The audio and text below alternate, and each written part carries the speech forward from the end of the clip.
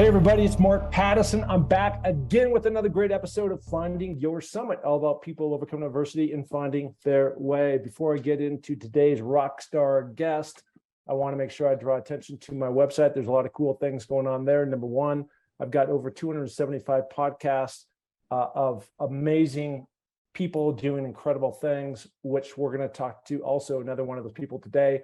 That's number one. Also, if you can go give some love on Apple, it helps elevate the show with any kind of ratings and review. Number two, the amazing film Searching for the Summit, the NFL, produced on my incredible journey up and down Mount Everest, is also available there. And number three, I continue to raise money for Amelia's Everest. My daughter has epilepsy. We've been dealing with that now for a long time, and everything goes to Higher Ground, which is based here in Sun Valley, Los Angeles, and New York. It's all about empowerment for other people, and we continue to want to serve everyone, and certainly we campaign through Amelia's Everest. The33rdteam.com is your must follow for everything going on in the NFL today, with videos and analysis from current players as well as former players, coaches, and NFL execs. It will change the way you see the game. Plus, you can use The Edge, football's most powerful and informative interactive tool to guide all your fantasy decisions and wagers.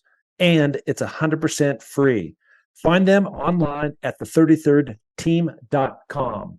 So on that note, I want to start with a guy that I have known a long time. We go back about 30 years, maybe he's 40. I haven't done the math exactly, but it was freshman. I think we're the same year. And his name is Pete Nordstrom. Pete, how you doing?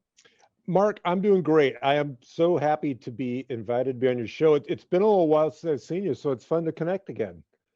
You know, it's wonderful. And, you know, we've always known each other from afar and also up close. And it really started at the University of Washington. I think we were both freshmen. You ended up going to the Beta House. There was a big family tradition with the Betas. I was down the street at the Fiji House. But another thing that we shared in common was that love of sport.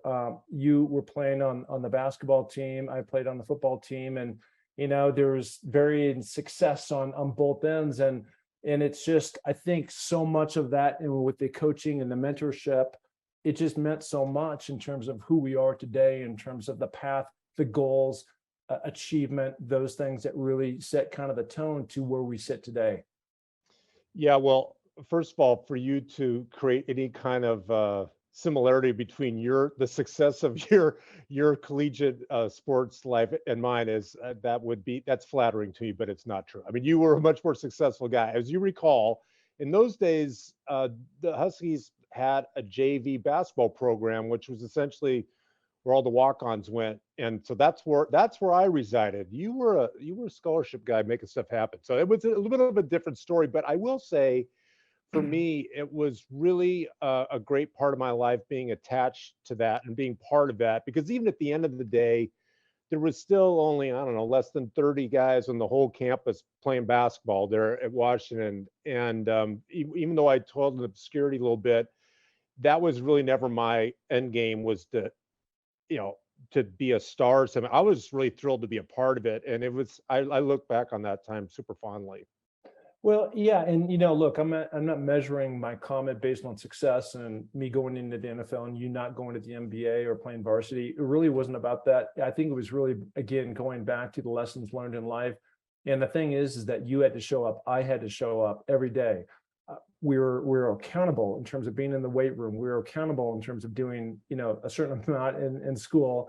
We were accountable in terms of making sure that we came in, we knew the plays, and that we could execute them, and you were a positive part of that team.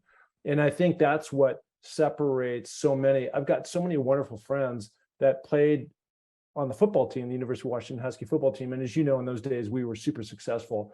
And many of those guys were walk-ons. And you know, those guys, it was amazing the impact that Don James and that system and just being a part of something much grander than all of us, you know, meant to them and who they are today in terms of the formation of their personality and their character. So that's what I really meant about, you know, you going and you, like you said, those 30 guys, there's only so many people show up and you're one of them. Yeah. And, you know, it's fun to be attached to something like that, that you can be a part of, that obviously is more than just yourself. And, you know, when I was there, the basketball teams were successful too. So just being a part of that was really gratifying to me. And I think to your point about what that teaches you, in a lot of ways, what college is all about, almost regardless of what you're studying and all this, is that you learn how to take accountability for yourself and show up and do the job. And yeah, I mean, you definitely, you know, you had to have some discipline to be, you know, playing sports and going to school and doing all that stuff at the same time. And it makes you grow up pretty fast. That's for sure. Yeah, and I want to back it up, so for everybody out there, I'm just going to blurt it out. We've known each other a long time. You come from somewhat of a famous family. You've got your name splattered all over the country, and I'm not sure if you've gone outside of the States or not, but I know you are now the co-president, or you're the president, I'm not sure how you say that, of Nordstroms, you and your brother. Yeah, I'm president of Nordstrom, yeah. Yeah, and it's an outstanding achievement. But I think to me what's more impressive, and this is kind of what has gone. I remember, again, let's go back to 1980, and we're freshmen, and there you are, and the only outfit that you had, and again, you're coming from a retailer that you've got every big brand that's out there, and you can wear whatever you want to wear, and you're walking down the street every single day in your jean jacket, your white shirt, your 501 jeans, and some white tennis shoes. That was your outfit every single day. And I remember that stood out because that was, and by the way, your brother Blake was doing the same thing. And your younger brother Eric. Well, it's funny. I remember pretty clearly Detlef Schrempf, who is on the Husky basketball team and the best player there. It used to drive him crazy. Because he really liked clothes. He said, why aren't you wearing like cooler clothes than this? Like you could get whatever you want. Like, I don't know. I mean, I'm just trying to fit in, be a regular guy. I'm not trying to stand out by what I'm wearing, but that was, I don't know. I wasn't using clothes as a real way to express my individuality in those days. I think, what it's like when you're in school. I mean, a big part of it, you just want to fit in. You want to just, be like everybody else. Well, I mean, again, you do, and that's from your perspective, but there's always two perspectives, one coming in, out, and the other one is out, in. And so there's a lot of people, I was on the football team and I was wearing the same thing you were wearing too, but I was just like, oh, there's, what's his name, walking down the street, and he's got, he's just wearing the same thing I'm wearing, which, was really cool. But I think, the thing that was interesting and I think the foundational piece that your dad, Bruce, who is president, took over for your grandfather, I think back in the day in the 60s. And it just seemed like there was this humility that he taught yourself and your other two brothers, number one. Number two is he created a foundation where none of this stuff's going to be handed to you guys. If you want to be part of this thing, we're going to start you at the bottom. And you're going to learn every single facet of this business. And I think you may have started back when you're like 12 in the stockroom or something. I'm not sure exactly what age that was. But, I think, again, it all played back to you're not going to be this entitled little brat walking around the campus thinking that you own everything. You're going to work hard, probably harder than anybody else. You're going to learn every little piece of this business. Yeah, but it's also true that it was never part of some grand plan that we were going to be on that track and it was preordained that we were going to work here. I mean, to be quite honest, I mean, even when we were together in college, me working at Nordstrom during the summer was not so much about an apprenticeship for me someday being president of Nordstrom. It was more just about I needed to have a summer job. This is a job I could get. It's a pretty good summer job. Yeah. And we'll see where it's all going to go, because what it's like when you're younger, and I would imagine it was true for you, particularly when I was 13 years old or something. Yeah. I mean, it wasn't in my mind that I wanted to be a retailer. I wanted to be a professional basketball player. So, I mean, I think that's what most kids think about in these really kind of grand ways, the most aspirational view of what they could do. But then reality kind of comes down and you get a much clearer view of what's possible. But it really wasn't until I was maybe a junior or so in college where I thought maybe this is what I'm going to do. Because I don't know if you remember, but I coached the JV team for 2 years once I was done playing. So I thought, well, maybe I'll get into coaching or something. But after a while, I understood what the opportunity was like for me at Nordstrom. And to your point, there was no entitlement program for us, but the opportunity was there if we were willing to do it and work hard at it. And that was made abundantly clear from day one that it was good, it was not an entitlement program.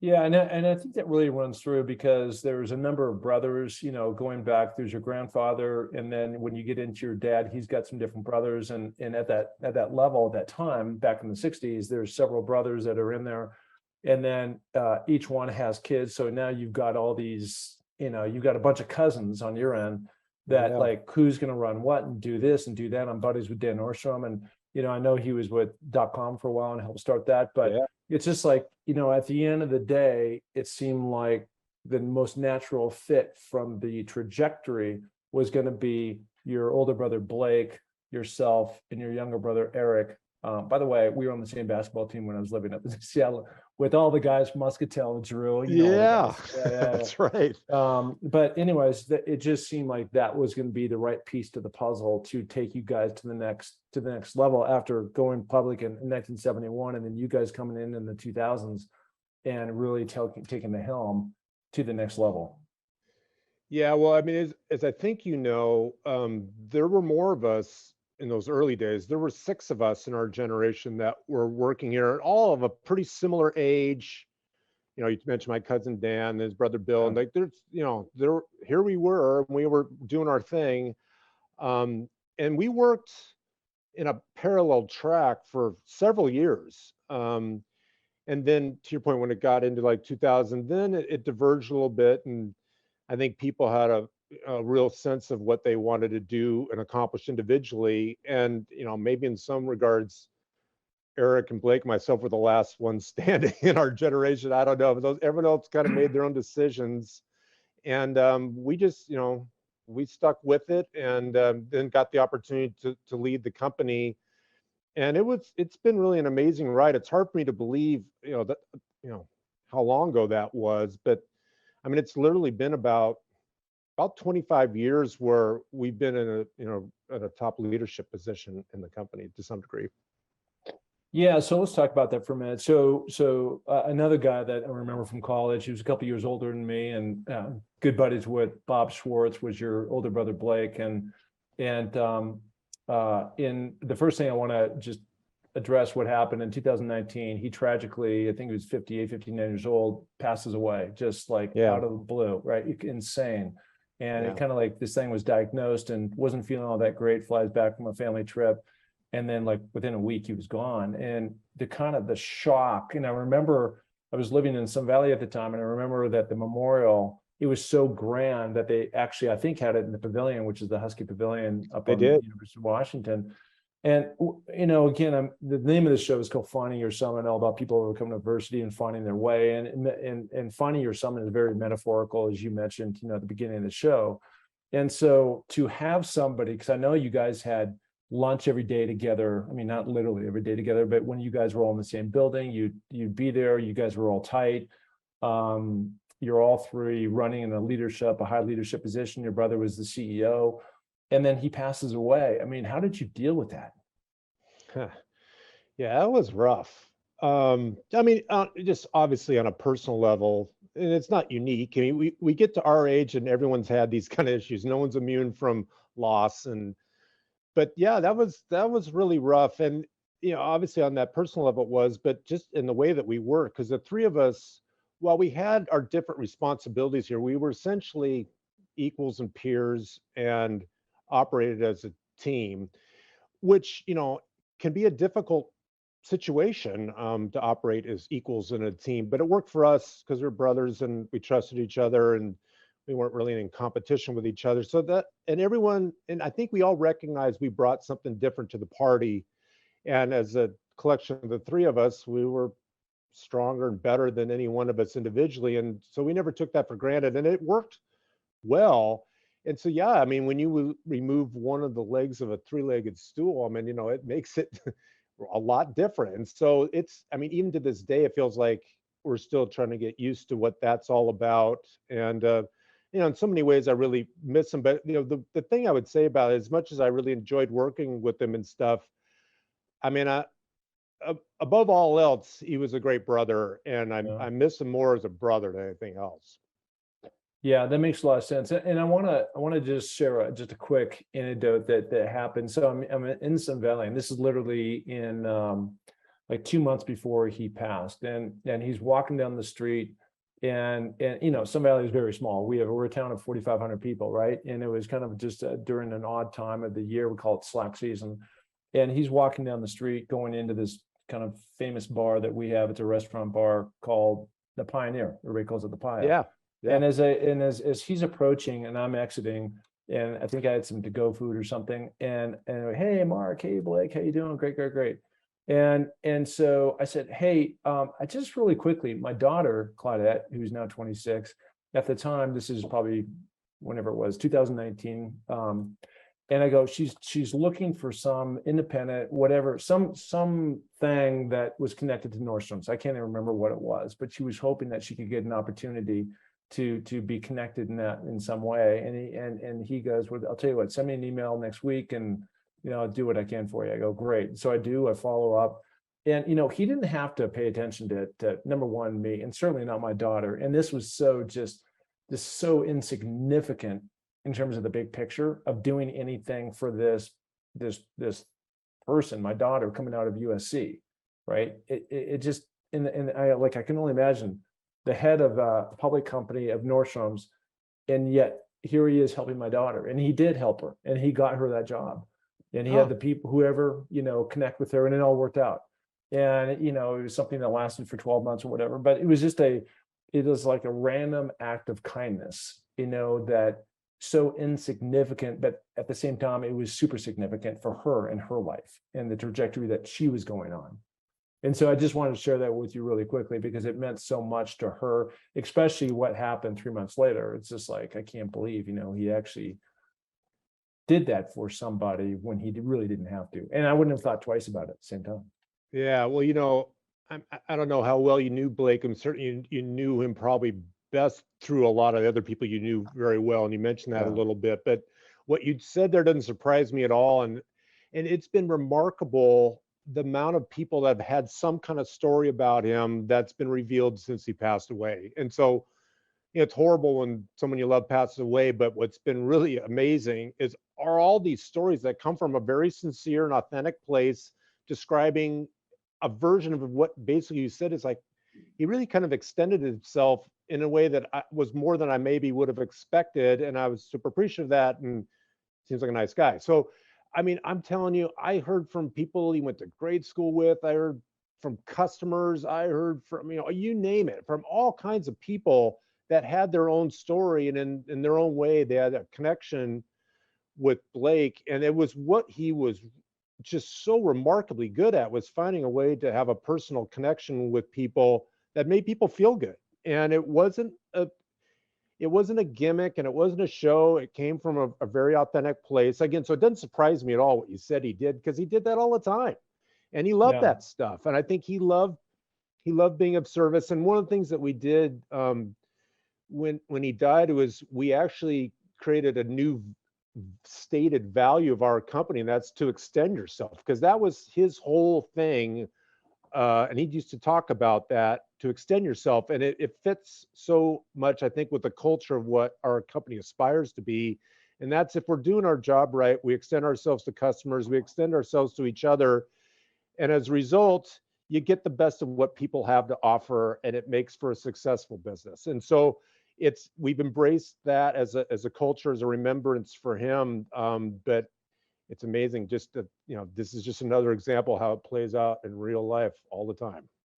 I want to bring up one more quick story, and this is about your dad, Bruce. So your dad, of course, was running Nordstroms for many years along with his brothers, and he had his place. And I am a member of Seattle Golf Club, and your dad has been a member out there forever, right? And I've been out there for 25 years, although I'm their favorite member because I never golfed there.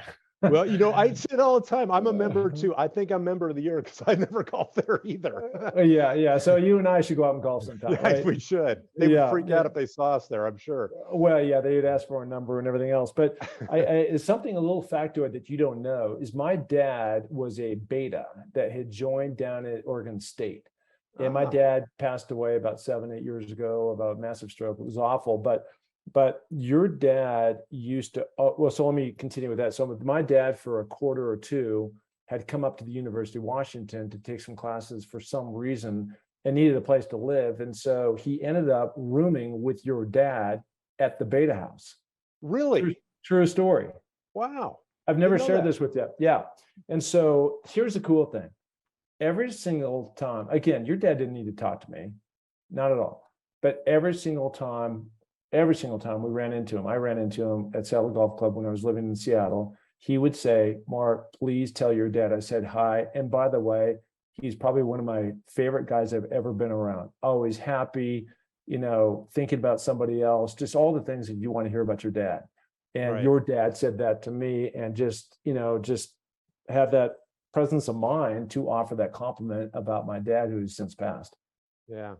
Well, that's really nice. I appreciate that. I mean, I guess what this all speaks to and what you know is I have a nice family, and not everyone gets dealt that hand. You don't get to choose your family, right? But it's one of the things I feel super grateful for, and it's one of the reasons I decided to work here. I mean, I think a lot of people feel like I need to go do my own thing. I need to run away from that kind of family situation. I felt the opposite. I like my family. I like the idea of working with them. It was appealing to me Yeah. So for I all want those to take reasons. You know. yeah. So let's take a slight pivot for a second. And I want to ask you about the pandemic and Okay. in the retail, right? Just because I can't even imagine how you guys weathered the storm, and maybe your online business, shot up or something, but just that happened to all of us. It affected the whole planet. And by the way, I was supposed to go off and climb Everest in 2020, and not that it's insignificant in terms of what I'm about to ask you, but I couldn't go. Why? Because the plane shut down and the country shut down and the mountain shut down. I mean, everything shut down.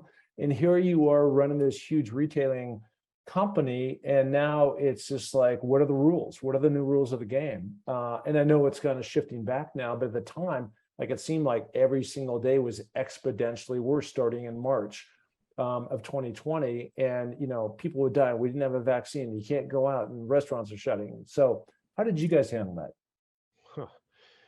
How long do we have? I don't. I mean, Yeah. because it's still ongoing to a certain degree. But there's a couple of things that I think about there. First of all, there's nothing that we sell that people need.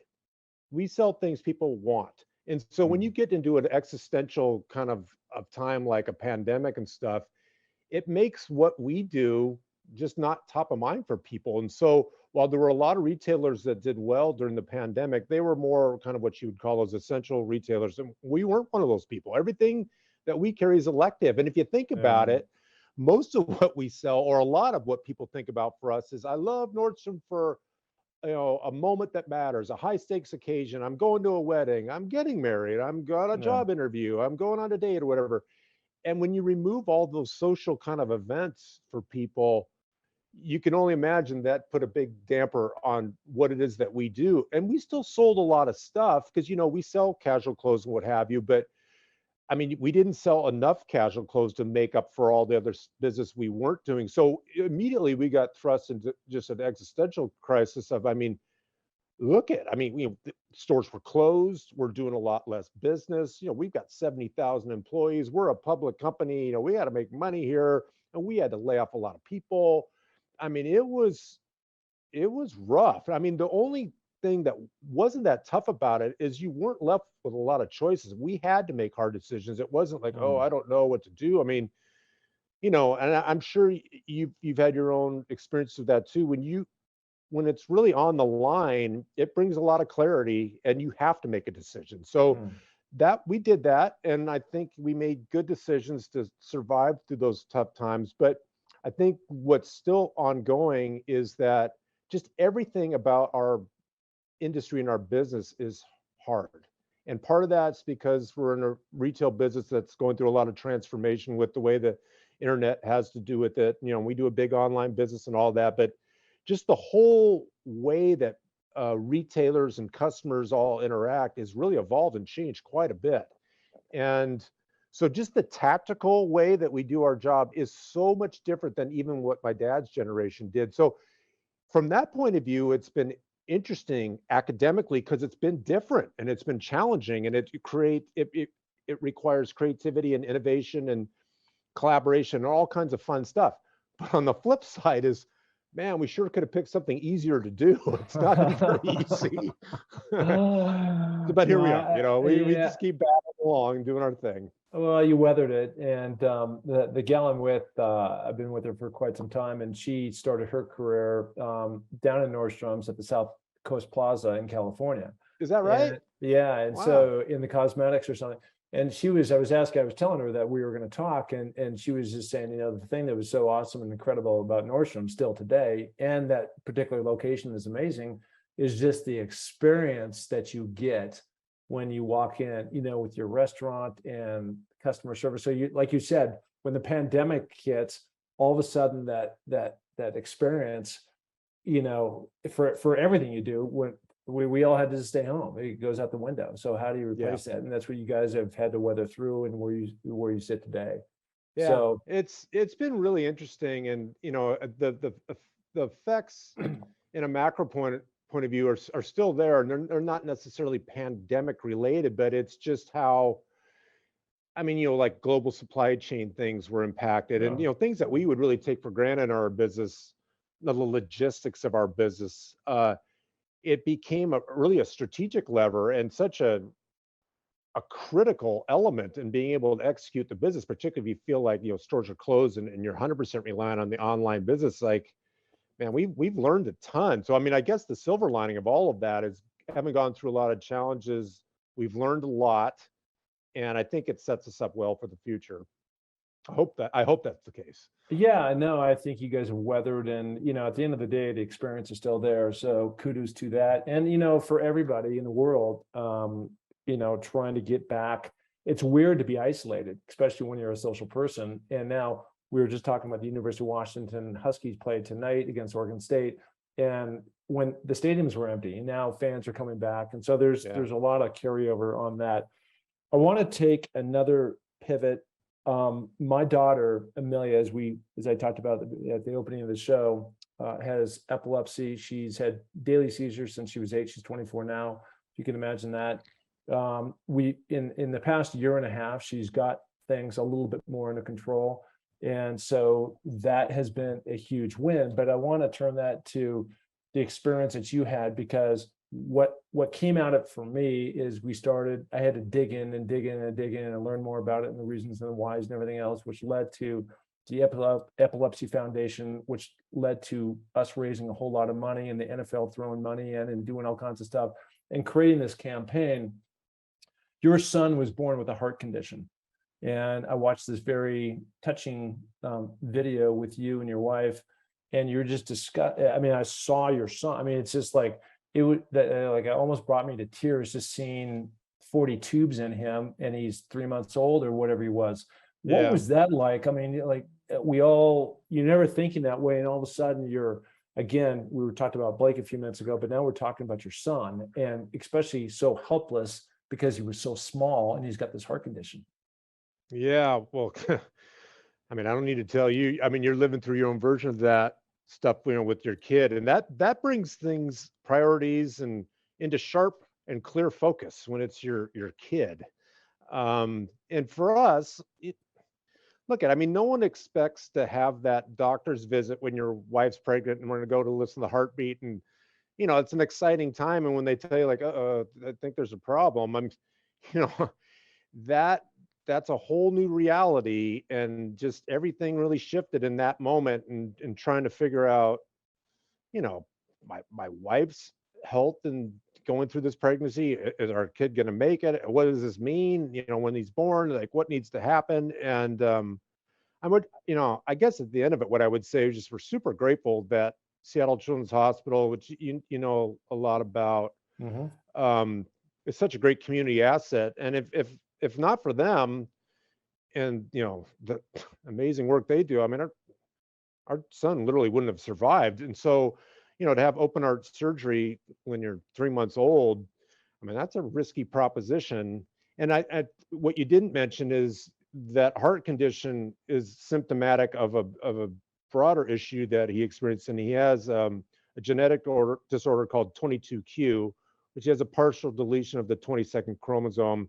And that's not a super widely known thing, but it actually happens to a fair amount of people. That issue is there's, I don't know, there's like 180 different symptoms you can have. No one has 180, but no one has, like just one. I mean, they have some range of them. And for our son, the heart thing was one of the symptoms, and he got dealt a bad hand on that part of it. Luckily he's done pretty well on the other parts of it, but I mean, it manifests itself in all kinds of different things that can be wrong. But yeah, that we all of a sudden we're looking on the internet like, what the heck, it's 22q, and what does this mean about our kid, and really putting a lot of confidence and trust in medical professionals, because hoping that they know, and you're really counting on people, and that's all worked out really well for us. And our son's doing well, and he's a little kid doing his thing. He's 10 years old, going to school, and it's just really a sweet little boy. I'm not such a little boy anymore, but anyway, it just, I guess my reflection on all of that is I just feel super grateful to be in a position where that's all gone well, and we were able to do whatever we could to help give him the care he needed.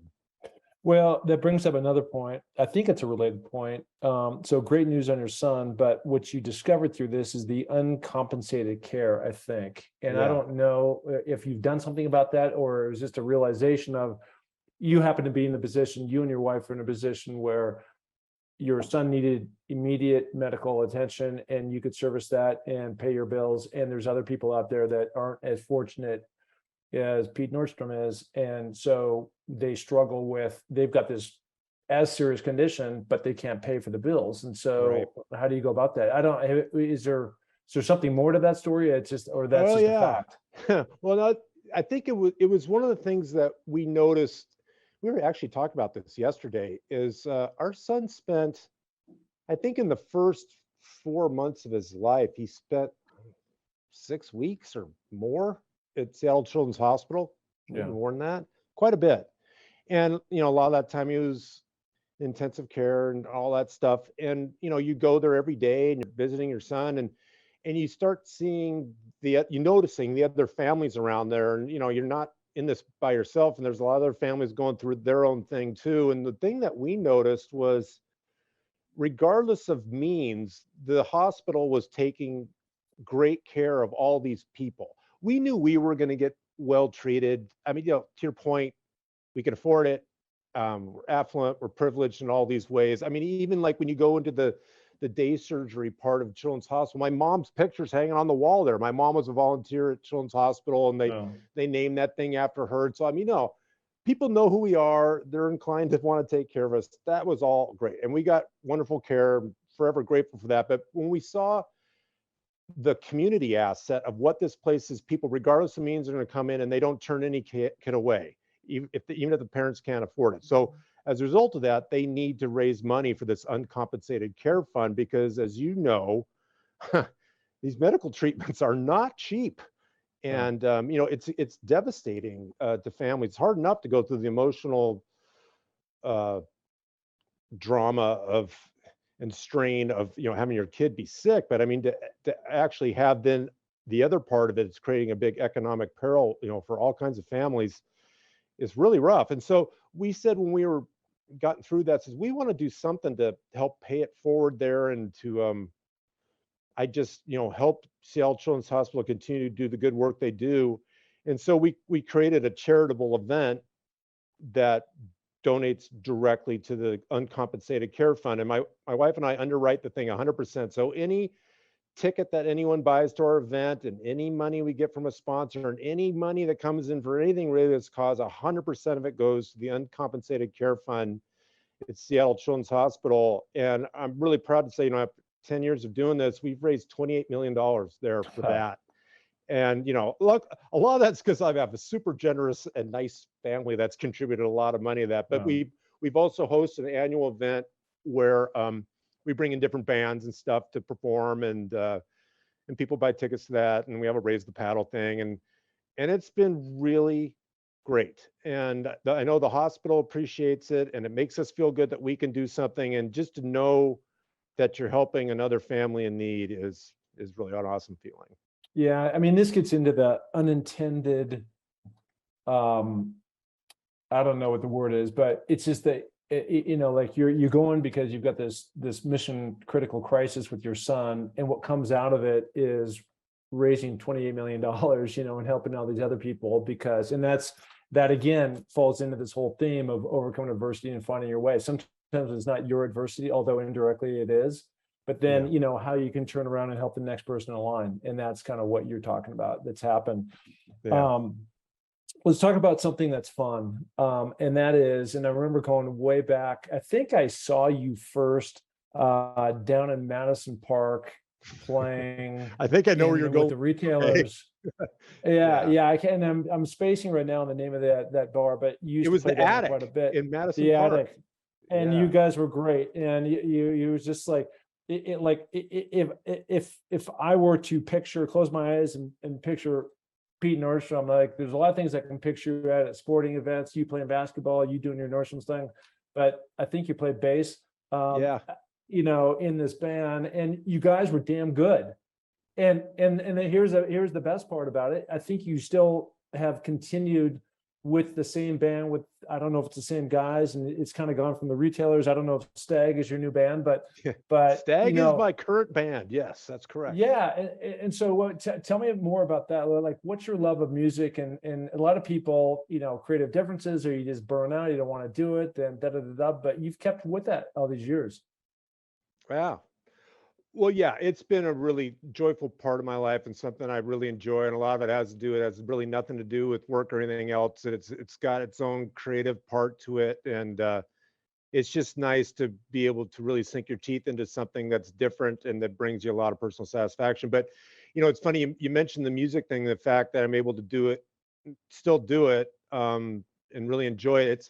I'm sure you probably get some of this too. You get people asking about sports, and because I'm tall, it comes up all the time. People say, "Oh, do you play basketball?" Well, I'm 60. I mean, I wish I could still play basketball, but I don't. Or and I'll even get asked things like, "Can you dunk a basketball?" I said, "No, not anymore." Like how many 60-year-old guys anywhere in the world can dunk a basketball? Like none. And so I really miss being a part of a team, and I miss that kind of being able to immerse yourself in something like sports, which, it does so many good things for you in terms of the competitive stuff and, how to direct your energy. And so while I can't do that stuff anymore, I can be in a band because, you don't have to move laterally very fast to be in a band. So awesome. It's been really fun. And it's hard to get adults, our age to get together, do anything, to have the time to do it, because people have busy lives and what have you. So whether it's like being on a softball team or playing cards or going for a walk or playing in a band, I mean, it's hard to do. And so for me, I play in a band, and the guys that are in my band, they're all my friends. It didn't all necessarily start out that way, but it's worked out that way. We like each other. And we're able to do it at a pretty high level. The guys in my band are good. I learned this from sports too. You want to be on a team with people that are better than you. Yeah. And all my guys in my band are better than me. So it means I'm in a good band, which I'm happy to be a part of. But it's been really fun to be able to do, and we're still active and at it. We had 3 shows we played this summer. We've recorded a bunch of records over the years, and we practice it. And I try to get in 1 practice a week, and it's a night of the week I really look forward to. It's going to drink a beer in a practice space and play some loud music, and it's pretty fun. Yeah, I was when I was living in Seattle, I played a violin and a guitar, and so I was in a really bad band. Like you were talking about, find guys better than you. I was with guys worse than me. So yeah, you don't want to do that. That's not good. No, I know. I learned the hard way, but anyways, the beer thing all happened, the practicing happened, and this is great fellowship to get together, like you said, a scheduled event where we could all come together. Your interest in sports, I just want to go back to that as a final loop. I know that you were apart with a bunch of buddies, common friends of ours, trying to bring the Sonics back. And so that's part A. Part B is, I'm not sure if you're part of any of the group that brought in the new hockey team, the Kraken, but it's just so important to the fabric of Seattle, the sports community. The Nordstrom family, I'm not sure if you're part of that trust that owned for a spell the Seahawks, and you guys, it seemed like have dipped in and dipped out of the sports scene, but how has that driven you or allowed you to feel like you're kind of back in the game a little bit? Mm.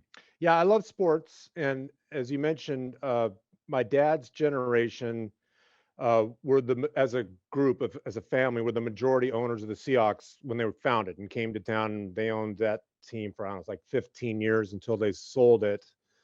Um, and that was a great experience for them. That had nothing to do with me. I mean, I was a teenager. I mean, the thing for me is I got to go to football games and eat free hot dogs. So, I mean, it was Yeah. pretty good being attached to it from that point of view.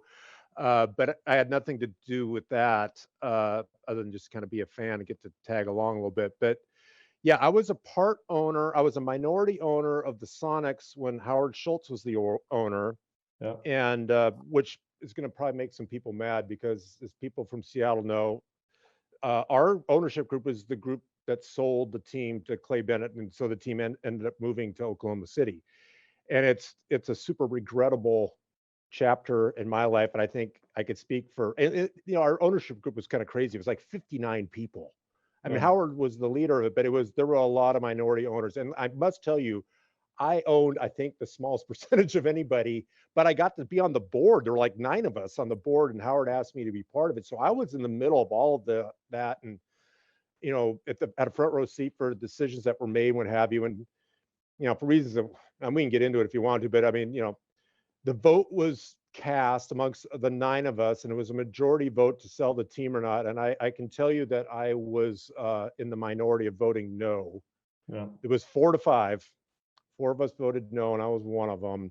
Yeah. And to be fair, it wasn't because I had a clear view of how we could have turned it around and made money and be more successful. The economic model that at that time existed for the Sonics was not going to work, and that was really the catalyst where kind of felt like we had to sell it. So anyway, horrible. Like the team leaves and it's awful and it's bad if you're a fan, and it's worse if you feel like you're attached to it and you're to blame for that in some way. So Wally Walker, who I think you know is part of that group, and so he got together with this guy Chris Hansen, who was a Roosevelt guy. Do you know Chris? Yeah. Yeah. Now, Yeah. you know, a lot of people have asked me that, and I do not know Chris. I should know Chris, but he Yeah, is you a really should. good guy. You know what? Honestly, and we can offline, we can do this. I'll get you his contact. You should interview him. Yeah. He's a super interesting guy Yeah. and Love really to. successful guy. But anyway, he he said, I want to bring the Sonics back to Seattle. And so he asked if I'd be interested. He and Wally asked if I'd be interested. And I said, well, I mean, yeah, but I don't have enough money. I mean, you know, pro sports teams, Yeah. I mean, you Expensive. know, Yeah. I mean, it's a crazy expense. I said, I don't have Yeah. enough money to do that. I said, Yeah. he goes, look, I don't need your money as much as no one knows who I am, but people know your name in that town. And if you're attached to this thing, I think it gives us some recognition and some credibility. And I said, well, yeah, I think my brother Eric might want to be involved too. So it's been Wally and Eric and me and Chris Hansen. And, you know, Steve Ballmer was part of our group until such time he bought the LA Clippers. And so, you know, Yeah. you can't own 2 teams. And so he's not in our group anymore, but he's the owner of the Clippers. And so anyway, our thing was, well, let's see if we can get an arena space to be able to get a team back. Because at that time, the Key Arena solution wasn't going to work economically, you know, being a tenant and paying the money to the city. And even now with Climate Pledge, it's still a version of the same thing. I mean, I think you notice this in pro sports. Almost every owner of a pro sports team, and like, you know, basketball, baseball, football, they're trying to get their own arena as well as Yeah. on the team, so they make money in a 360 way. They can control their deal. They're not just a tenant paying rent. You know, it's a tough way to go. So our deal was let's amass some property in the stadium district, you know, by where the Seahawks play, where the Mariners play, and get a plan to be able to build a stadium. And we did that. And currently we own, I don't know, something like 13 acres down there just south of T-Mobile Park, you know, where the Mariners play. Mm-hmm. And it's contiguous, and we could do it. We got the space and we own this property. And so now it's just a matter of, can we get a team? And I think the good news for Seattle, it's like, oh no, I mean, but we have Climate Pledge and we have that, and that might screw it all up. I think we view it exactly the opposite. We view it as like, why not give as many choices as possible to actually make it come true? So Yeah. whether someone ends up buying a team and wants to work with our plan, or wants to go be part of Climate Pledge. I mean, that's up to them, but at least there are choices here. And so I think it's one of the things that's going to enable it to happen at a certain point. So it's a long, it's a long answer to your question, but yes, I am engaged in part of that group with Chris about building an arena, potentially attracting a team back to Seattle in whatever way we can. And look, if at the end of the day, it doesn't come to our place and it goes to Climate Pledge, that's great. I mean, goal accomplished. Let's just get a team back here, and that's the way we're viewing it. Yeah, and that's the right way to look at it, right? Because Seattle as a community was stripped. Again, not your fault, but well, it kind of was, but that's not my intent of the question. It's just really about what happened. It is what it is, and so now they're down in Oklahoma, and our goal. And we, by the way, I think we were very close to that whole Sacramento deal.